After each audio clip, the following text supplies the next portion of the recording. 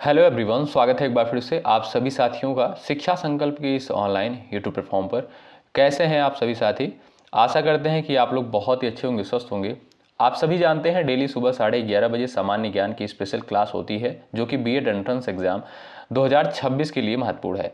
आप किसी भी स्टेट से हैं, उस स्टेट की बीएड प्रवेश परीक्षा की तैयारी कर रहे हैं तो डेली सुबह 11:30 बजे इस क्लास को करना बिल्कुल मत भूलिएगा। हमने आपसे कहा था यदि आप लोग डेली इन क्लासेस को अटेंड कर रहे हैं, आपको जीके जीएस सेगमेंट में कोई समस्या नहीं होगी, बहुत ही कंफर्टेबल फील करेंगे आप लोग। ठीक है, तो आइए शुरुआत कर लेते हैं। यहाँ पर साथियों 50 सवालों को कवर किया जाता है और जो परीक्षा के दृष्टिकोण से महत्वपूर्ण होते हैं, बिल्कुल सिलेबस के आधार पर यहाँ पर चीज़ों को तैयार किया जाता है। ठीक है, लास्ट में आप लोग स्कोर जरूर बताइएगा कि आपने इन 50 सवालों में से कितने सवालों को बिल्कुल सही किया है।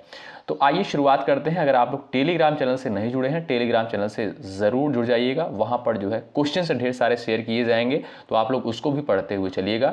डिस्क्रिप्शन बॉक्स में आपको लिंक देखने को मिल जाएगा। तो आइए शुरुआत करते हैं भाई। पहला क्वेश्चन देखिए, निम्नलिखित में से भारतीय संविधान का कौन सा अनुच्छेद नागरिकों को कानून के समक्ष समानता का अधिकार प्रदान करता है? इस पर डबल स्टार आप लोग लगा लीजिए। ये क्वेश्चन जो है परीक्षा के दृष्टिकोण से मोस्ट इंपॉर्टेंट है, पूछा गया सवाल है। अनुच्छेद 12 है, 14 है और आपका दिया अनुच्छेद 19, उसके बाद है आपका अनुच्छेद 21। तो एक बार सभी साथी आंसर देने का प्रयास करें।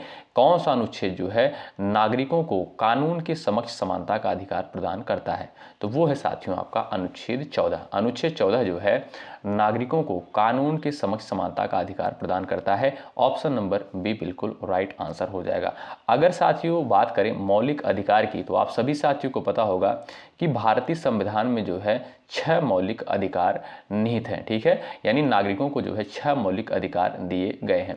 अगर आपसे सवाल पूछे कि मौलिक अधिकार की अवधारणा किस देश के संविधान से ली गई है, तो याद रखिएगा यूएसए यानी अमेरिका के संविधान से ली गई है। और इसका उल्लेख जो है भारतीय संविधान के किस भाग में किया गया है, तो भाग 3 के अंतर्गत जो है मौलिक अधिकार को रखा गया है। अनुच्छेद की बात करें, अनुच्छेद 12 से 35 के अंतर्गत इसको रखा गया है। ठीक है, तो इन सारे पॉइंट्स को आप लोग ध्यान रखिएगा साथियों। आपका बी ऑप्शन बिल्कुल राइट आंसर हो जाएगा। अनुच्छेद 14 जो है नागरिकों को कानून के समक्ष समानता का अधिकार प्रदान करता है। ठीक है, अगला सवाल देखिए, सवाल नंबर 2 देखिएगा ध्यान से। निम्नलिखित में से कौन सा कारण वर्ष 1857 के प्रथम स्वतंत्रता संग्राम का तत्कालिक कारण माना जाता है? सभी को पता होगा, वेरी वेरी इंपॉर्टेंट सवाल है। चलिएगा, लैप्स का सिद्धांत है, भारी कर प्रणाली है, चर्बी लगे कारतूस, अस्थायी बंदोबस्त व्यवस्था। क्वेश्चन नंबर 2 का उत्तर आप लोग दीजिएगा यहाँ पर। चलिएगा, निम्नलिखित में से कौन सा कारण वर्ष 1857 के प्रथम स्वतंत्रता संग्राम का तत्कालिक कारण माना जाता है?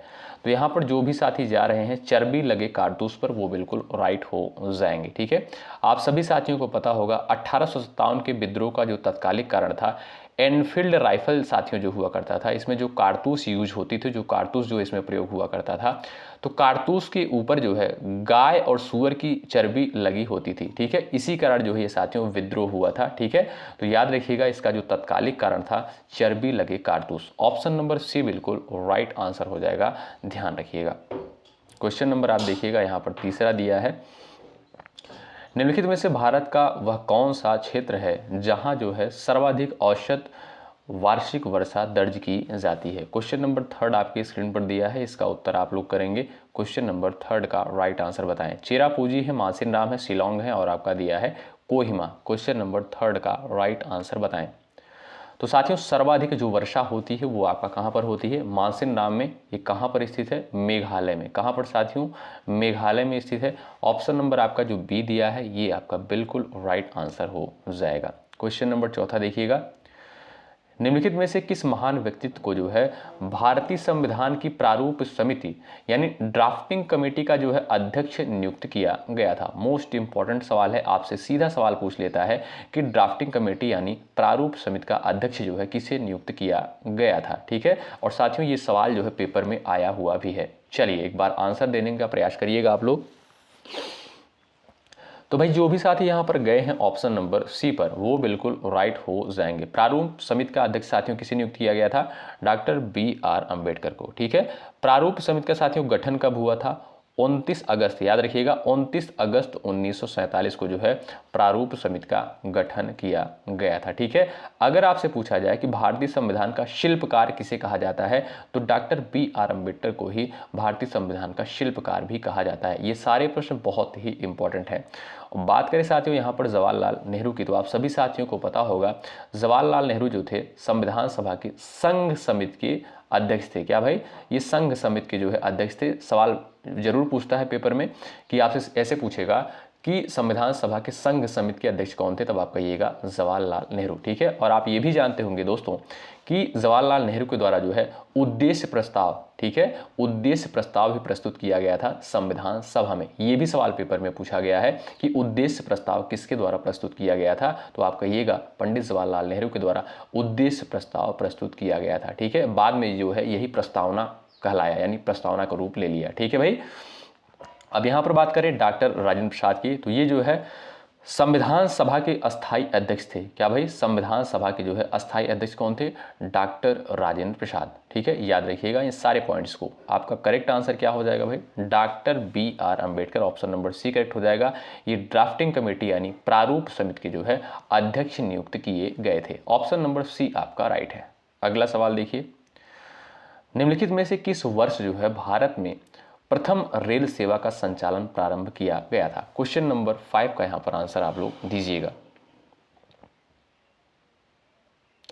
चलिए भाई, यानी भारतीय रेल सेवा जो है साथियों कब इसकी शुरुआत करी गई थी, तो याद रखें आप लोग 16 अप्रैल 1853 को। कब साथियों, 16 अप्रैल 1853 को जो है रेल सेवा की जो है शुरुआत करी गई। 16 अप्रैल 1853। कहां से कहां तक आप जानते होंगे, मुंबई से ठाणे तक। कहां से, मुंबई से ठाणे तक जो है इसकी शुरुआत करी गई थी। ठीक है साथियों, कितने दूर तक जो है चली थी पहली बार रेलवे, तो 34 किलोमीटर तक, 34 किलोमीटर दूरी तय की थी मुंबई से ठाणे तक। तो ऑप्शन नंबर आपका बी बिल्कुल राइट आंसर हो जाएगा। अगर आपसे सवाल पूछे कि भारत में जो है प्रथम रेल सेवा का संचालन प्रारंभ कब किया गया था, तो 16 अप्रैल 1853 को। बी ऑप्शन आपका यहाँ पर राइट होगा। क्वेश्चन नंबर अगला देखिए, निम्नलिखित में से क्षेत्रफल की दृष्टि से भारत का सबसे बड़ा पठार जो है कौन सा है। क्वेश्चन नंबर 6 का आप लोग आंसर दीजिएगा यहाँ पर भाई। सही उत्तर आपका क्या हो जाएगा, सभी साथियों का आंसर आना चाहिए, बताएं। तो भाई यहाँ पर जो भी साथी गए हैं दक्कन का पठार पर, वो बिल्कुल राइट हो जाएंगे। साथियों दक्कन का पठार जो है भारत का सबसे बड़ा पठार है, और इस पठार को साथियों याद रखिएगा प्रायद्वीपीय भारत का हृदय कहा जाता है। क्या भाई, प्रायद्वीपीय भारत का जो है इसे हृदय भी कहा जाता है, याद रखिएगा। ऑप्शन नंबर सी बिल्कुल राइट आंसर हो जाएगा। ये साथियों जो है बेसाल्ट चट्टानों से बना हुआ है। किससे, ये जो है आपका बेसाल्ट चट्टानों से जो है बना हुआ है, याद रखिएगा। ऑप्शन नंबर आपका सी बिल्कुल राइट आंसर है। अगला सवाल, निम्नलिखित में से किस नेता द्वारा जो है संविधान सभा में उद्देश्य प्रस्ताव प्रस्तुत किया गया था। अभी साथियों हमने थोड़ी देर पहले आपको बताया था, एक बार सभी साथी आंसर दीजिएगा। चलिए यहां पर आपका राइट आंसर क्या हो जाएगा, निम्नलिखित में से किस नेता के द्वारा संविधान सभा में उद्देश्य प्रस्ताव प्रस्तुत किया गया था, तो जवाहरलाल नेहरू के द्वारा। ऑप्शन नंबर सी बिल्कुल राइट आंसर हो जाएगा। ठीक है साथियों, उद्देश्य प्रस्ताव साथियों 13 दिसंबर 1946 को, कब, 13 दिसंबर 1946 को पंडित जवाहरलाल नेहरू के द्वारा उद्देश्य प्रस्ताव प्रस्तुत किया गया था। ऑप्शन नंबर आप देखेंगे यहाँ पर जो सी दिया है बिल्कुल आपका राइट आंसर हो जाएगा। सवाल नंबर 8वां देखिएगा, स्वदेशी आंदोलन के संदर्भ में निम्नलिखित में से उसका प्रमुख उद्देश्य क्या था। विदेशी शासन को समर्थन देना, विदेशी वस्तुओं का बहिष्कार करना, करों की दर बढ़ाना, औद्योगिक गतिविधियों को रोकना। क्वेश्चन नंबर 8 का राइट आंसर आप लोग यहां पर बता सकते हो। सही उत्तर आपका क्या हो जाएगा, बताएं। स्वदेशी आंदोलन के संदर्भ में निम्नलिखित में से उसका प्रमुख उद्देश्य क्या था, तो ध्यान रखिएगा विदेशी वस्तुओं का बहिष्कार करना। ठीक है, ऑप्शन नंबर बी बिल्कुल राइट आंसर हो जाएगा। स्वदेशी आंदोलन का साथियों उद्देश्य था विदेशी वस्तुओं का बहिष्कार करना। ऑप्शन नंबर आप देखेंगे जो बी दिया है ये बिल्कुल आपका राइट आंसर हो जाएगा। एक बार सभी साथी सेशन को लाइक कर देंगे, शेयर कर देंगे अपनी सभी साथियों के पास। देखिए इसमें कोई चार्ज कोई पैसा साथियों नहीं लगता है, बहुत मेहनत के साथ इस कंटेंट को जो है टाइप किया जाता है, आप सभी तक जो है लाया जाता है। तो आपका कर्तव्य बनता है सेशन को जरूर से जरूर लाइक करें और अपने साथियों के पास भी शेयर कर दीजिएगा। चैनल पर यदि आप नए हैं, निश्चित रूप से आपको हेल्प मिलेगी, बेफिक्र रहिएगा, जुड़ जाइएगा आप लोग, ठीक है। क्वेश्चन नंबर 9 का आंसर दीजिए। निम्नलिखित में से जो है भारत में प्रवाह की लंबाई के आधार पर सबसे लंबी नदी जो है कौन सी है? क्वेश्चन नंबर 9 का आंसर बताएं। चलिए, यहां पर आपका सही उत्तर क्या हो जाएगा? सही उत्तर आप लोग बताइएगा। निम्नलिखित में से भारत में प्रवाह की लंबाई के आधार पर सबसे लंबी नदी कौन सी है साथियों? तो गंगा नदी है। ऑप्शन नंबर बी बिल्कुल राइट आंसर हो जाएगा। इसकी लंबाई कितनी है? लगभग जो है 25 किलोमीटर। कितनी? 2525 किलोमीटर जो है लगभग इसकी जो है लंबाई है। बी ऑप्शन राइट हो जाएगा। गोदावरी नदी के बारे में जो है लगभग हर बार यहाँ से सवाल बनता है। गोदावरी नदी के बारे में आप लोग कुछ पॉइंट याद रखिएगा। इसे जो है वृद्ध गंगा कहते हैं। क्या भाई? इसे जो है वृद्ध गंगा भी कहा जाता है और इसे दक्षिण गंगा के नाम से जानते हैं, दक्षिण गंगा के नाम से जानते हैं। और ये दक्षिण भारत की सबसे बड़ी नदी है, ठीक है। तो आप देखेंगे यहाँ पर जो सी ऑप्शन दिया है बिल्कुल आपका राइट आंसर हो जाएगा। सभी साथी ध्यान रखें। क्वेश्चन नंबर 10वां देखिएगा। निम्नलिखित में से भारतीय संविधान का कौन सा भाग जो है राज्य के नीति निर्देशक तत्वों से संबंधित है? क्वेश्चन नंबर 10 का आप लोग यहाँ पर आंसर दीजिएगा। राइट आंसर क्या हो जाएगा? भाग 2 दिया है, भाग 3 है, भाग 4 है और आपका दिया है भाग 5। यहाँ पर सभी साथियों का आंसर आना चाहिए। बताएं, निम्नलिखित में से भारतीय संविधान का कौन सा भाग जो है राज्य के नीति निर्देशक तत्वों से संबंधित है? तो देखिए यहाँ पर साथियों अगर हम बात करें भाग 2 की, तो ये जो है आपका नागरिकता से संबंधित है। क्या भाई? नागरिकता से संबंधित है, याद रखिएगा, बहुत इंपॉर्टेंट है। देखिए मैं जितने पॉइंट बताता हूँ ये सारे पॉइंट महत्वपूर्ण होते हैं, इस बात को आप लोग गौर से सुनिएगा।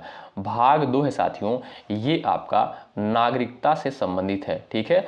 और अनुच्छेद किस में रखा गया है नागरिकता को? अनुच्छेद 5 से 11 में इसको रखा गया है, ठीक है। और भाग 3 आप जानते हैं साथियों, ये आपका मौलिक अधिकार से संबंधित है और इसको 12 से 35 के अंतर्गत रखा गया है, अनुच्छेद 12 से 35 के अंतर्गत, ठीक है। तो ध्यान रखिए। आपसे देखिए इस तरीके से सवाल पूछेगा कि मौलिक अधिकार का उल्लेख किस भाग में किया गया है, तो तुरंत आप कहिएगा भाग 3 में मौलिक अधिकार का उल्लेख किया गया है, ठीक है। इस तरीके से सवाल आपसे पूछता है, ठीक है। आपसे सवाल यहाँ पर करता है राज्य की नीति निर्देशक तत्वों, राज्य की जो नीति निर्देशक तत्व है ये आपका किस भाग से संबंधित है? तो भाग 4 से संबंधित है। ऑप्शन नंबर आपका जो सी दिया है साथियों ये बिल्कुल राइट आंसर हो जाएगा। राज्य की नीति निर्देशक तत्व की अवधारणा कहाँ से ली गई है? आयरलैंड के संविधान से। कहां से? आयरलैंड के संविधान से ली गई है। और यह सवाल पेपर में कई बार पूछा गया है, ठीक है। यानी ऐसे सवाल पूछा गया है कि राज्य के नीति निर्देशक तत्व की अवधारणा किस देश के संविधान से ली गई है? तो आप कहिएगा आयरलैंड के संविधान से ली गई है, ठीक है साथियों। ध्यान रखें इन सारे पॉइंट्स को। अच्छा, इसका उल्लेख जो है किस अनुच्छेद में किया गया है? 36 से 51 के तहत। क्या भाई? 36 से 51 के तहत इसको जो है रखा गया है।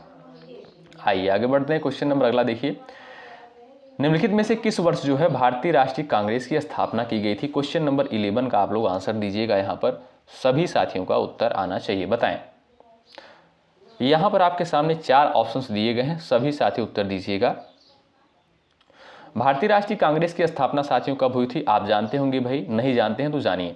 28 दिसंबर 1885 को जो है भारतीय राष्ट्रीय कांग्रेस की स्थापना करी गई थी। और याद रखिएगा A.O. ह्यूम के द्वारा। किसके द्वारा साथियों? A.O. ह्यूम के द्वारा जो है भारतीय राष्ट्रीय कांग्रेस की स्थापना करी गई थी। और इसका जो है पहला अधिवेशन कब हुआ था? याद रखिएगा, वेरी वेरी इंपॉर्टेंट सवाल है। पहला अधिवेशन आपसे पूछेगा, इसका पहला अधिवेशन जो है कहां पर हुआ था और इसके अध्यक्ष कौन थे? तो याद रखिए इसका पहला अधिवेशन जो हुआ था मुंबई में हुआ था और इसके जो अध्यक्ष थे याद रखिएगा WC बनर्जी। कौन? WC बनर्जी, ठीक है साथियों। यहां पर आपका ए ऑप्शन बिल्कुल राइट आंसर हो जाएगा। भारतीय राष्ट्रीय कांग्रेस की स्थापना 1885 में हुई थी। ऑप्शन नंबर बी बिल्कुल राइट आंसर हो जाएगा। 28 दिसंबर 1885 में। याद हो गया? फिर से एक बार रिवाइज कर दूं मैं आपको।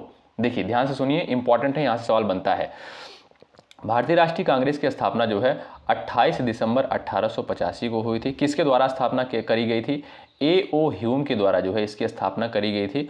और इसका जो है पहला अधिवेशन जो हुआ था मुंबई में हुआ था। और इस अधिवेशन की अध्यक्षता किसके द्वारा करी गई थी? WC बनर्जी के द्वारा जो है इसकी अध्यक्षता करी गई थी। तो ए ऑप्शन आपका यहाँ पर बिल्कुल राइट है। अगला सवाल देखिए। निम्नलिखित में से भारत में जो है दक्षिण पश्चिम मानसून पवनें मुख्य रूप से किस दिशा से प्रवेश करती हैं? क्वेश्चन नंबर आपका 12 दिया है, आंसर दीजिए।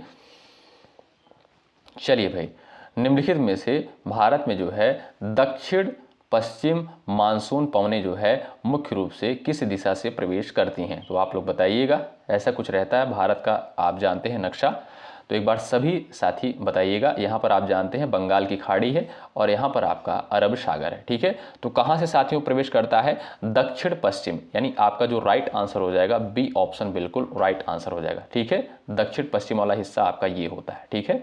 तो यहीं से जो है आपका प्रवेश करता है। ऑप्शन नंबर बी बिल्कुल राइट आंसर हो जाएगा।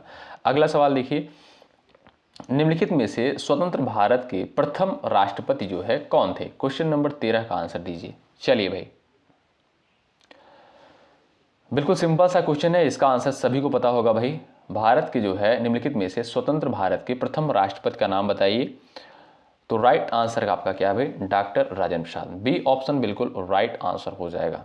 अगला सवाल ये रहा, निम्नलिखित में से किस वर्ष जो है भारत छोड़ो आंदोलन की शुरुआत करी गई थी? क्वेश्चन नंबर 14 का उत्तर बताइए। चलिए भाई, तो 8 अगस्त 1942 को, ध्यान रखिएगा, 8 अगस्त 1942 को जो है भारत छोड़ो आंदोलन की शुरुआत महात्मा गांधी के द्वारा करी गई थी और इनके द्वारा साथियों यहीं पर जो है करो या मरो का नारा भी दिया गया था, ठीक है। अगला सवाल, निम्नलिखित में से कर्क रेखा जो है भारत के कुल कितने राज्यों से होकर गुजरती है? वेरी वेरी इंपॉर्टेंट सवाल है, एक बार सभी साथी प्रयास करें आंसर देने के लिए। चलिए, निम्नलिखित में से कर्क रेखा भारत के कुल कितने राज्यों से होकर गुजरती है? चलिएगा, आंसर देने का आप लोग प्रयास करिएगा साथियों। तो भाई जो भी लोग यहाँ पर जा रहे हैं 8 राज्यों पर, वो बिल्कुल राइट हो जाएंगे। अच्छा, कौन कौन से राज्य हैं ये भी ध्यान रखें आप लोग। गुजरात हो गया आपका, राजस्थान हो गया, मध्य प्रदेश, छत्तीसगढ़, झारखंड, पश्चिम बंगाल, त्रिपुरा और आपका मिजोरम। ये 8 राज्य हैं जहां से जो है कर्क रेखा गुजरती है, ठीक है। याद रखें, ऑप्शन नंबर आपका सी जो दिया है बिल्कुल वो राइट आंसर है। अगला सवाल, निम्नलिखित में से भारतीय संविधान के किस अनुच्छेद के अंतर्गत राष्ट्रपति को राष्ट्रीय आपातकाल घोषित करने की शक्ति प्राप्त है? क्वेश्चन नंबर 16 का उत्तर आप लोग दीजिएगा। चलिए, फटाफट आंसर देने का प्रयास करें आप लोग, बताइए। अच्छा साथियों, अगर आपसे पूछा जाए कि आपात उपबंध जो है, ये आपका जो आपात उपबंध है ये आपका किस देश के संविधान से लिया गया है? तो ये आप कहिएगा कि ये आपका जर्मनी के संविधान से लिया गया, ठीक है। तो यहां पर आपसे पूछता है कि राष्ट्रीय आपात का उल्लेख किसमें है? तो अनुच्छेद 352 में देखेंगे आप लोग राष्ट्रीय आपात का उल्लेख किया गया है और अनुच्छेद 356 में राष्ट्रपति शासन का उल्लेख किया गया है। अनुच्छेद 360 में जो है वित्तीय आपात का उल्लेख किया गया है। तो जो भी साथी जा रहे हैं ए ऑप्शन पर वो बिल्कुल राइट है, उनका जवाब बिल्कुल सही हो जाएगा। अगला सवाल, निम्नलिखित में से जलियांवाला बाग, ये जो साथियों कांड हुआ था, ये जो घटना हुई थी, किस वर्ष घटित हुई थी? क्वेश्चन नंबर 17 का आंसर दीजिएगा आप लोग। चलिए, सही आंसर क्या हो जाएगा? सभी साथी दीजिएगा उत्तर। तो भाई 13 अप्रैल, याद रखिए 13 अप्रैल 1919 को। कब भाई? 13 अप्रैल 1919 को जो है जलियांवाला बाग ये घटना हुई थी साथियों। ऑप्शन नंबर सी बिल्कुल राइट आंसर हो जाएगा। अगला सवाल ये रहा, निम्नलिखित में से भारत का जो है सबसे बड़ा डेल्टा जो है कौन सा है? क्वेश्चन नंबर 18 का उत्तर दीजिए। चलिए भाई, भारत का जो है सबसे बड़ा डेल्टा साथियों कौन सा है? तो वो है आपका गंगा ब्रह्मपुत्र डेल्टा। इसे साथियों सुंदरवन का डेल्टा भी कहते हैं। क्या भाई? इसे सुंदरवन डेल्टा के नाम से भी जानते हैं, याद रखिए। ऑप्शन नंबर आपका जो सी दिया है ये बिल्कुल आपका सही उत्तर हो जाएगा। आगे बढ़ते हैं, क्वेश्चन नंबर अगला ये रहा, निम्नलिखित में से जो है मौलिक अधिकारों के निलंबन की व्यवस्था भारतीय संविधान के किस प्रावधान से संबंधित है? राष्ट्रपति, प्रधानमंत्री, आपातकाल, संसद। क्वेश्चन नंबर आपका 19 दिया है, आंसर दीजिए।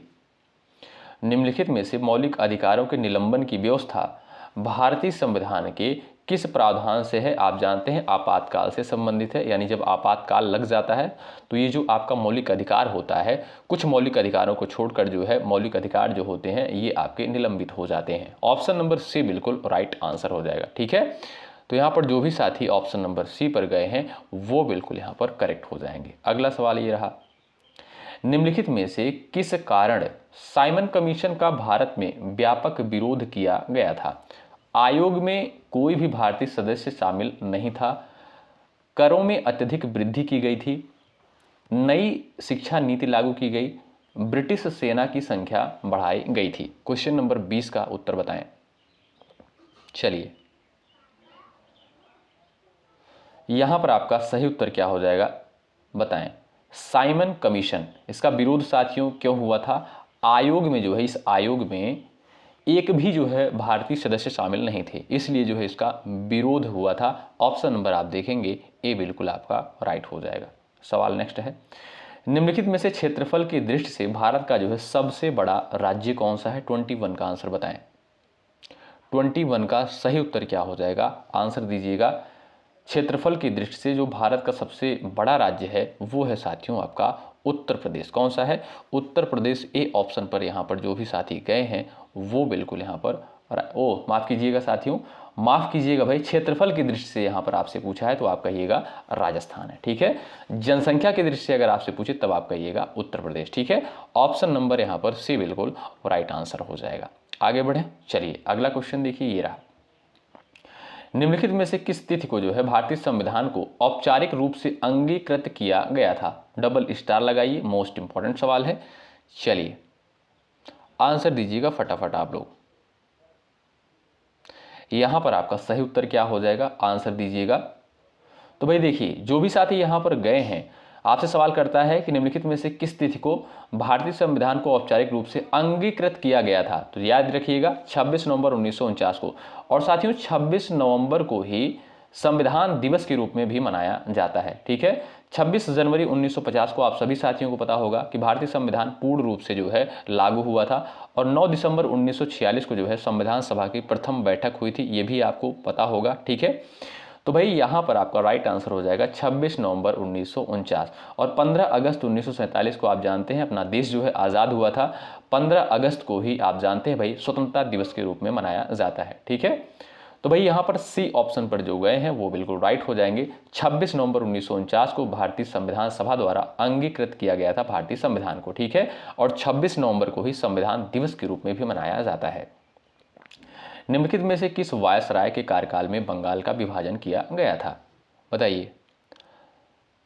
चलिए भाई, बंगाल का विभाजन जो है किस वायसराय के कार्यकाल में किया गया था? तो लॉर्ड कर्जन के कार्यकाल में। ऑप्शन नंबर ए बिल्कुल राइट आंसर हो जाएगा।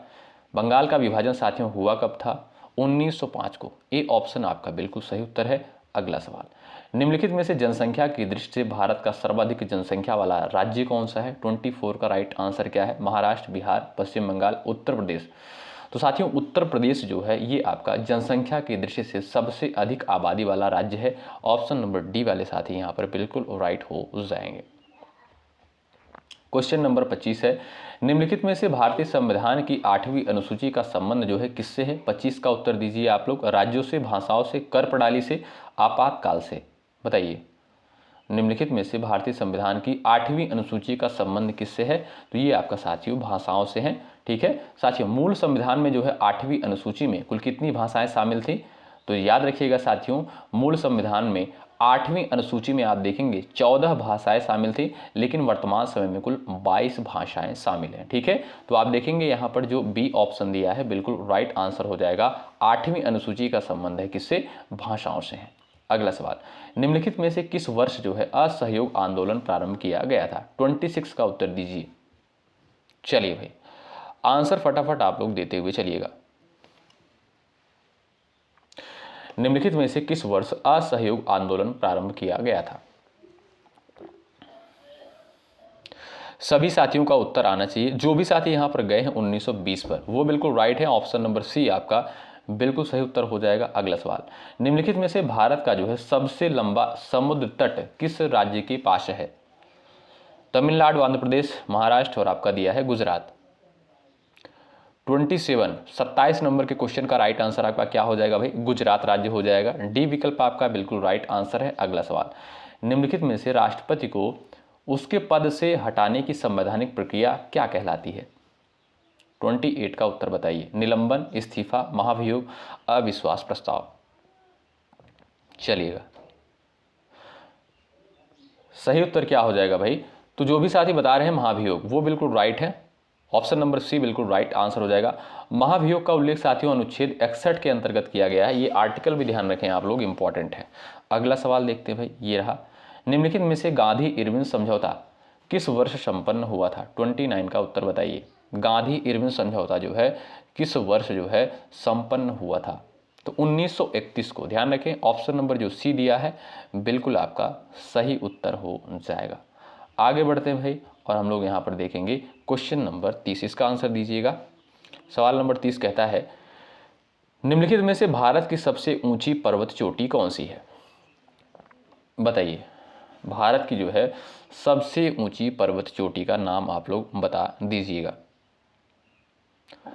तो यहाँ पर भाई कंचनजंगा जब पर जो भी साथी जा रहे हैं बिल्कुल राइट हैं, ठीक है। इसकी ऊंचाई लगभग कितनी है? 8,586 मीटर जो है इसकी लगभग ऊंचाई है, ठीक है। यहाँ पर सी ऑप्शन बिल्कुल राइट आंसर हो जाएगा। ये भी सवाल पेपर में आया हुआ है। देखिए, आप लोग पिछले वर्ष का पेपर उठाकर देखेंगे तब आपको चीज़ें समझ में आ जाएंगी कि हाँ, यहाँ पर जो भी चीज़ें आपको दी जा रही हैं बिल्कुल इंपॉर्टेंट चीज़ें प्रोवाइड की जा रही हैं। निम्नलिखित में से भारतीय संविधान में धर्मनिरपेक्ष शब्द किस संविधान संशोधन के द्वारा जो है जोड़ा गया था? 31 का उत्तर बताइए। चलिए, सही उत्तर क्या हो जाएगा बताएं। देखिएगा साथियों, 42वें संविधान संशोधन 1976 के द्वारा भारतीय संविधान की प्रस्तावना में 3 शब्द जोड़े गए थे। कौन कौन से? समाजवादी, धर्मनिरपेक्षता और आपका अखंडता। ये 3 शब्द जो है शामिल किए गए थे 42वें संविधान संशोधन के द्वारा प्रस्तावना में, ठीक है। बी ऑप्शन करेक्ट हो जाएगा। और अभी तक जो है प्रस्तावना में साथियों सिर्फ एक बार जो है संशोधन हुआ है, ये भी आप लोग ध्यान रखें। अगला सवाल, निम्नलिखित में से चौरी चौरा की घटना के पश्चात किस आंदोलन को वापस ले लिया गया था? 32 नंबर के क्वेश्चन का आप लोग आंसर कर सकते हो। चलिए, चौरी चौरा की घटना के बाद जो है कौन सा आंदोलन वापस ले लिया गया था? असहयोग आंदोलन। ऑप्शन नंबर सी बिल्कुल राइट आंसर हो जाएगा। आगे बढ़ते हैं, ये रहा अगला सवाल।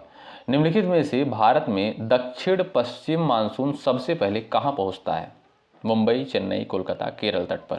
33 का क्वेश्चन नंबर 33 का उत्तर बताइए। निम्नलिखित में से भारत में दक्षिण पश्चिम मानसून जो है सबसे पहले कहां पहुंचता है? बताइए, सही उत्तर आपका क्या हो जाएगा? एक बार सभी साथी उत्तर दीजिए। तो जो भी साथी कह रहे हैं केरल तट पर, वो बिल्कुल राइट है। डी ऑप्शन आपका राइट होगा।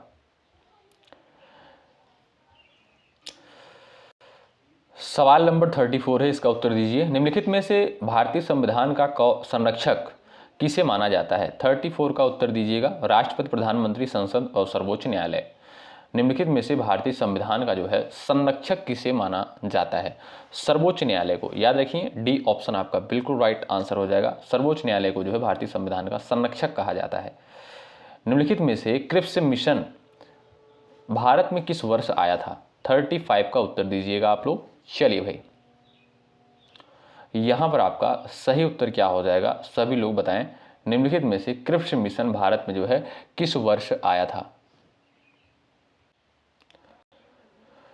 1942 जो है इसका बिल्कुल सही उत्तर हो जाएगा। ऑप्शन नंबर सी बिल्कुल राइट हो जाएगा। अगला सवाल, निम्नलिखित में से नर्मदा नदी किस समुद्र में जो है जाकर मिलती है? बताइए, यानी नर्मदा नदी जो है कहां पर जाकर मिलती है? बंगाल की खाड़ी में, अरब सागर में, हिंद महासागर में, लाल सागर में।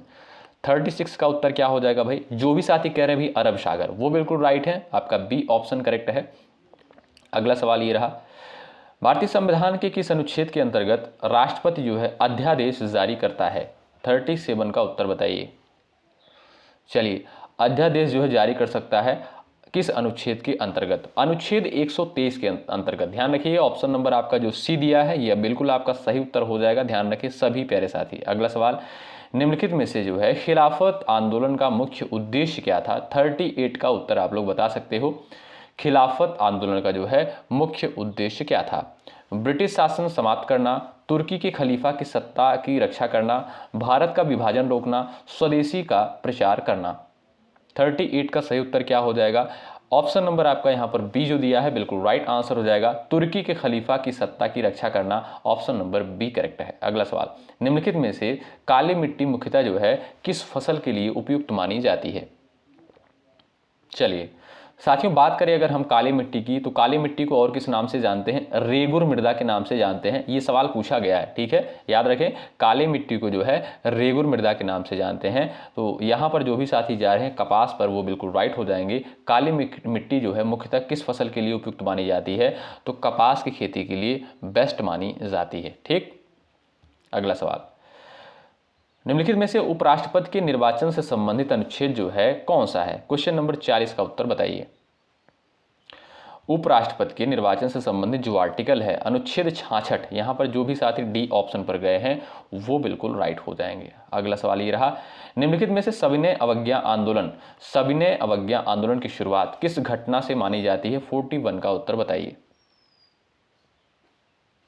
चलिए, सविनय अवज्ञा आंदोलन की शुरुआत जो है किस घटना से मानी जाती है? तो दांडी मार्च से। ऑप्शन नंबर बी आपका जो है बिल्कुल साथियों राइट आंसर होगा। अगला सवाल, निम्नलिखित में से भारत का जो है सबसे बड़ा नदी द्वीप जो है कौन सा है? और ये किस नदी पर स्थित है? ये भी आप लोग आंसर कर सकते हो, कहां पर स्थित है बताइएगा। तो भाई सबसे बड़ा जो नदी द्वीप है भारत का, वो है आपका माजुली नदी द्वीप। ऑप्शन नंबर ए बिल्कुल राइट आंसर हो जाएगा। किस नदी पर है साथियों? ब्रह्मपुत्र। किस नदी पर? ब्रह्मपुत्र पर। और कहां पर स्थित है साथियों? असम में, ध्यान रखिएगा। ऑप्शन नंबर ए वाले साथी यहां पर बिल्कुल राइट हो जाएंगे। ये रहा अगला सवाल, निम्नलिखित में से किस वर्ष भारतीय संविधान में मौलिक कर्तव्यों को जोड़ा गया था? 43 का उत्तर बताइए। मौलिक कर्तव्यों को जो है कब जोड़ा गया था? तो भाई सही आंसर क्या हो जाएगा? 42वें संविधान संशोधन 1976 के द्वारा। ऑप्शन नंबर सी बिल्कुल राइट आंसर हो जाएगा। मौलिक कर्तव्य की संख्या साथियों कितनी है? 11 मौलिक कर्तव्य, ध्यान रखें। अगला सवाल, अच्छा, मौलिक कर्तव्य की अवधारणा किस देश के संविधान से ली गई? ये भी याद रखिएगा आप लोग, रूस के संविधान से, सोवियत संघ रूस। ठीक है, अगला सवाल ये रहा, निम्नलिखित में से होम रूल लीग की स्थापना किसने की थी? क्वेश्चन नंबर 44 का उत्तर बताइए। होम रूल लीग की स्थापना जो है किसके द्वारा करी गई थी? चलिए, एनी बेसेंट आपका बिल्कुल सी ऑप्शन बिल्कुल राइट हो जाएगा। अगला सवाल, निम्नलिखित में से भारत में सर्वाधिक चाय उत्पादन किस राज्य में होता है? सर्वाधिक चाय उत्पादन साथियों कहां पर होता है? पश्चिम बंगाल, असम, तमिलनाडु, केरल। सिंपल सा क्वेश्चन है, आप जानते होंगे, असम में। ऑप्शन नंबर बी बिल्कुल राइट आंसर होगा। वित्त आयोग से संबंधित अनुच्छेद जो है कौन सा है बताइए? 46 का उत्तर। चलिए, वित्त आयोग से संबंधित आर्टिकल जो है साथियों कौन सा है? तो वो है साथियों आपका अनुच्छेद 280 जो है बिल्कुल राइट आंसर हो जाएगा। ऑप्शन नंबर बी बिल्कुल सही उत्तर हो जाएगा। अगला सवाल ये रहा, निम्नलिखित में से जो है माउंटबेटन योजना किस वर्ष प्रस्तुत की गई थी? 47 का उत्तर बताइए। माउंटबेटन योजना जो है किस वर्ष प्रस्तुत की गई थी? तो सही उत्तर हो जाएगा साथियों 1947, 3 जून 1947 को। ठीक है, ऑप्शन नंबर आपका सी बिल्कुल राइट है। निम्नलिखित में से भारत का जो है मानक समय किस देशांतर रेखा पर आधारित है? चलिए, 48 का राइट आंसर क्या है? 82 डिग्री 30 मिनट पूर्व। ऑप्शन नंबर आप देखेंगे जो ए दिया है ये आपका बिल्कुल सही उत्तर हो जाएगा। ये रहा अगला सवाल, निम्नलिखित में से राज्यसभा का जो पदेन सभापति कौन होता है? 49 का उत्तर बताइए। सभी साथियों का आंसर आना चाहिए। चलिए, राज्यसभा का जो पदेन सभापति कौन होता है, यहां पर आपका सही उत्तर क्या है? फटाफट उत्तर दीजिएगा। तो सही उत्तर क्या है साथियों? आप देखेंगे जो राइट आंसर आपका क्या हो जाएगा, वो हो जाएगा उपराष्ट्रपति। ऑप्शन नंबर डी बिल्कुल राइट आंसर हो जाएगा। राज्यसभा का पदेन सभापति कौन होता है? उपराष्ट्रपति। ये रहा आपके सामने क्वेश्चन नंबर 50। और आप जानते हैं इसका आंसर आपको देना होता है। इससे ये भी पता चलता है कैसे कितने साथी हैं जो अंत तक क्लास में बने रहते हैं। निम्नलिखित में से रैयतवाड़ी व्यवस्था का संबंध जो है मुख्यतः किससे था?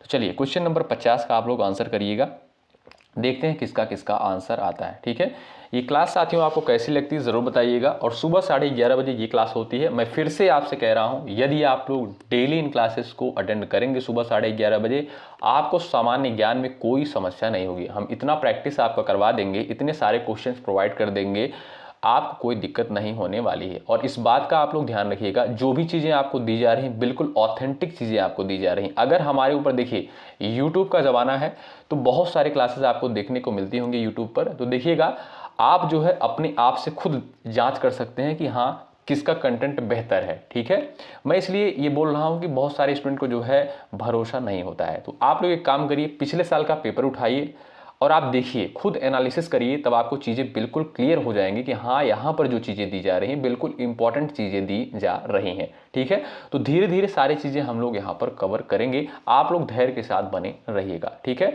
अगर आप लोग टेलीग्राम चैनल से अभी तक नहीं जुड़े हैं, जुड़ जाइएगा। अगर आपका कोई डाउट होता है 9415768259 पर हमें व्हाट्सअप कर सकते हैं। समय मिलने पर जवाब आपको ज़रूर दिया जाएगा। ठीक है साथियों, मिलते हैं आपसे अगली क्लास में। मेहनत के साथ आप लोग तैयारी में लगे रहें। जय हिंद, जय भारत।